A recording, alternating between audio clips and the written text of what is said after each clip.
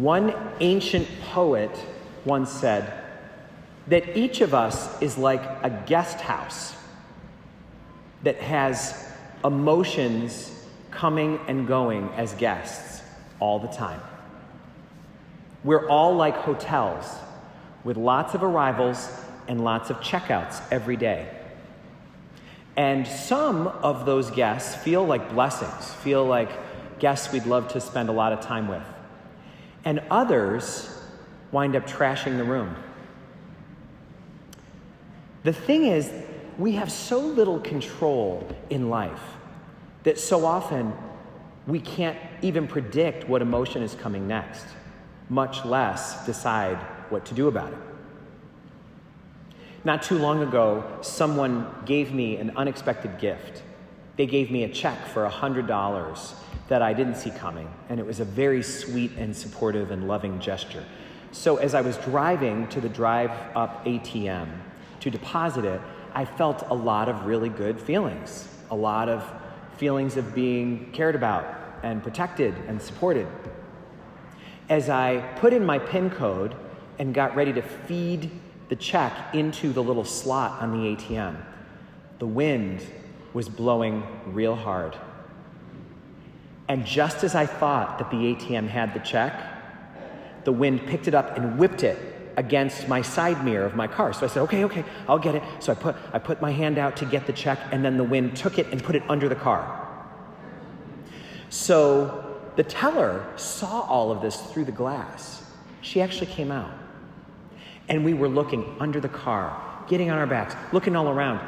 And both of us wound up having our mood go from here to here. We were so preoccupied by how passing everything is. It was just here, and it was long gone. There are so many things like that in our life that we cannot control at all. And we can get so preoccupied by things like that, and then lots of things that are much more serious. This week I was watching the news one night, and I had to turn it off because I was getting all keyed up.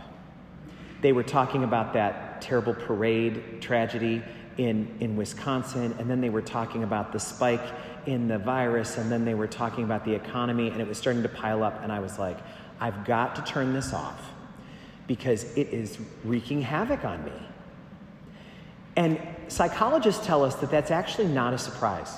That's actually something that's very predictable.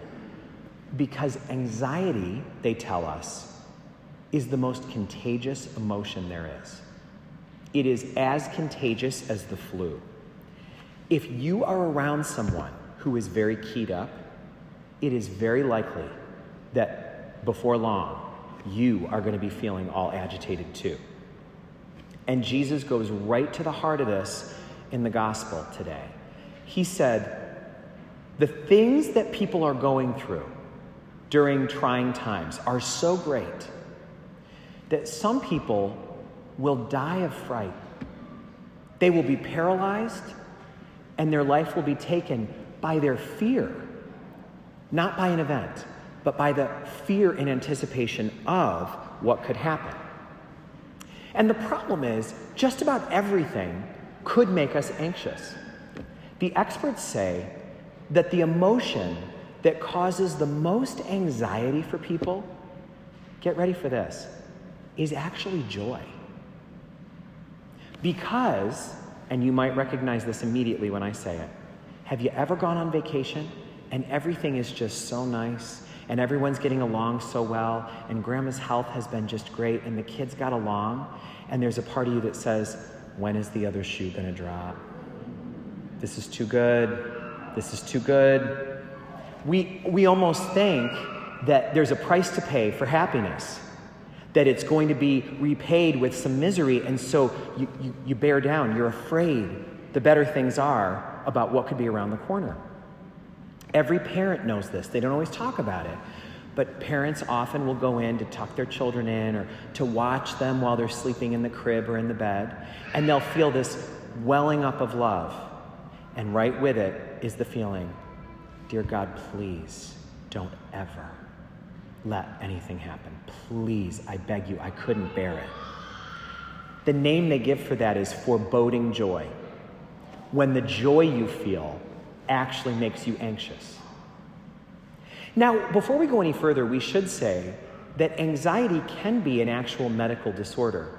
And I'm sure there's people here that have that disorder, and that can only be treated with medical professional help. So we're not talking about the kind of diagnosis that someone might have. We're talking about the fact that all of us struggle with anxiety, whether we have a diagnosis or not.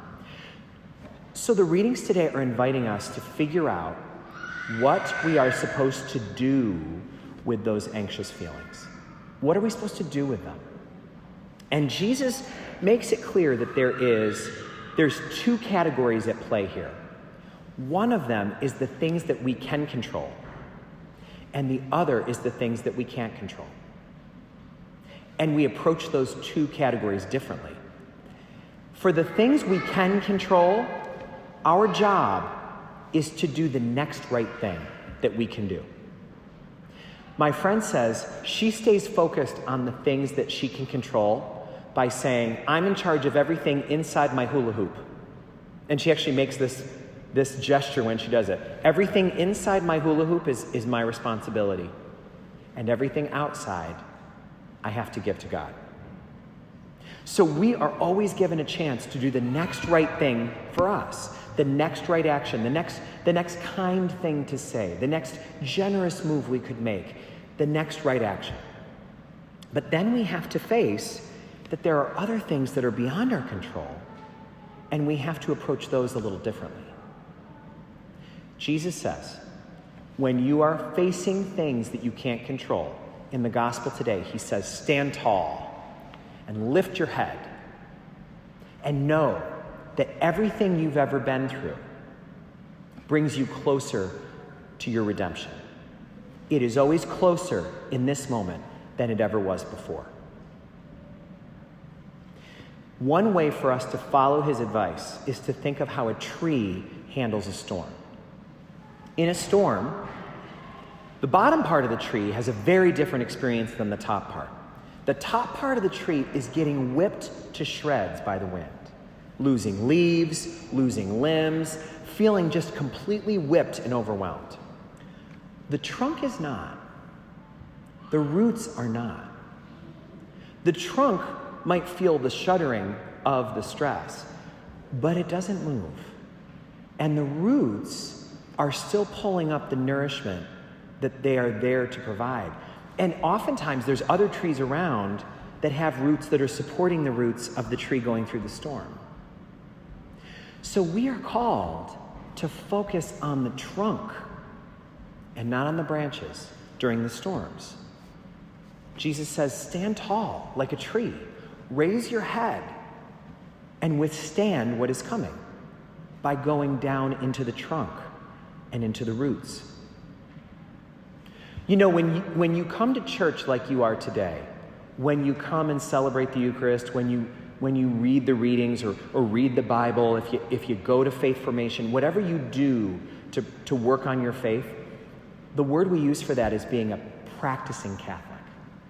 And I love that. It is the exact right term for what we're doing. This is practice. The reason you set yourself down here at 11:15 on Sundays is this is when the coach calls for practice. And so you come and you do drills, and you run relays, and you do burpees and squat thrusts, because we're getting ready for the tournament. And unlike in a high school sports schedule when you know, oh, we're scheduled to be at the arena at 7 o'clock on thus and such night. No, we get called to the arena without warning. Our tournament begins without warning in life. It could be later today, it could be next week, it could be our next doctor's appointment. We don't know. So we practice. So we work on the roots. So we get the trunk strong and sturdy. What do we call that in athletic practice? We're working on our core strength. This is where we work on our core. This is where we get the practice that helps us to face the tournament that could be ahead. When I moved into the rectory Father Tom Moret left me a magnet on the fridge, only one. And it said, pray, hope, and don't worry. Isn't that the perfect message? If he was going to leave one message, it's the perfect one. Pray, ask for God's help. Hope, but don't worry. What is worrying going to do? You know, worrying, it's been said, is like paying interest on a debt that might not even be due. That debt might be forgiven. Why are you paying interest on a debt that you haven't received a bill for yet? Don't do that. You don't have the bill. One person said that worrying for them is like rocking in a rocking chair. Keeps them busy, gets them nowhere. They're in the same spot they started, but they stayed busy. So all of us are called to consider how we can pray and hope, but not worry. Because we're all like a hotel, like a guest house where people are checking in and checking out all the time. Emotions arrive and emotions check out. So let's put our faith at the front desk and let's pray and hope and not worry.